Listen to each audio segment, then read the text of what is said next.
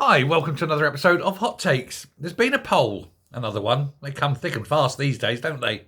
This poll is by Electoral Calculus, and it is a mega poll. It's one of the biggest ones for quite some time.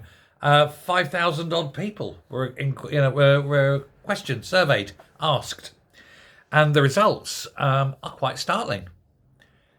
If the results of this poll were reflected in a general election, the Prime Minister would be Nigel Farage.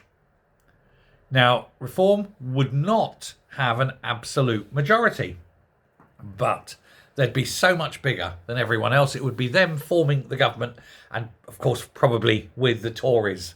They're the ones closest to them politically, as it were. 5,180 people were surveyed, and our survey said, would you vote Labour? Not quite. But they said that Labour and the Conservatives are tied on 23% each, and Reform 25%. It gives, in an election, Reform would get 227 seats in the House of Commons, and Labour slumping from 412 to just 180. The Tories would get 130, which means between the 227 and the 130 of the Tories, more than enough. They've got a nice, comfortable majority. And it's basically a three-way race now. Obviously, other parties are involved, and you will get a few SNP, a few Lib Dems and so forth. Maybe some Plaid and some Greens, but not much. But yeah, there we go. It would be an absolute rout. Labour would be out, and they would be down to a 180 seats. Who knows? And that's now. That's right now. Wait until the job market crashes. Wait till the unemployment rate climbs. Wait till the tax rises come in. Wait till the young people are not being allowed to work because of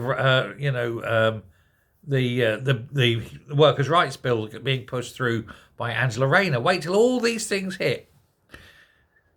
It could be worse than ever for Labour. They could be down to double-digit seats. It's likely, not just possible, likely. Anyway, the polling also found a continuing lack of trust in policies generally, with a third of people saying they don't trust any party or party leader. Very wise. They're all awful, you know. Every single one of them. You've got to be fairly awful to want this, you know. There are some noble people. I've always said there are some good people in politics, but they're very few and very far between. When you get one, you've got to keep them polished. Kevin Craig, founder of the communications agency PLMR, which commissioned the poll, said, as the three-horse race for number 10 continues, it's striking that the majority of the public either don't know or care which of the party leaders they can trust or not. Basically, most people are wise enough to know that the three party leaders are all flawed, terrible people.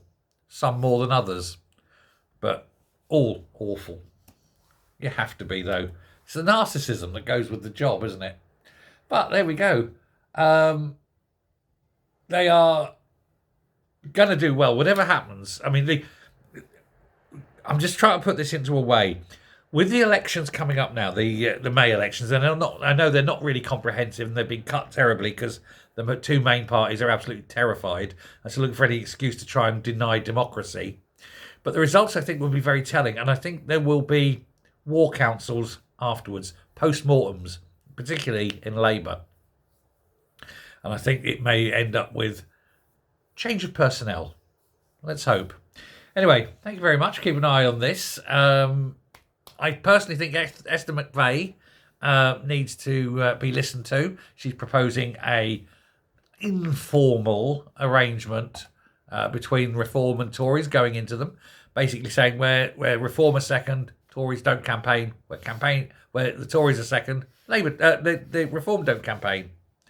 Just to make sure, this is in Labour seats now. This is in Labour seats, just to make sure Labour don't get in. She has a point. Let me know what you think. As always, thank you. Take care. Goodbye.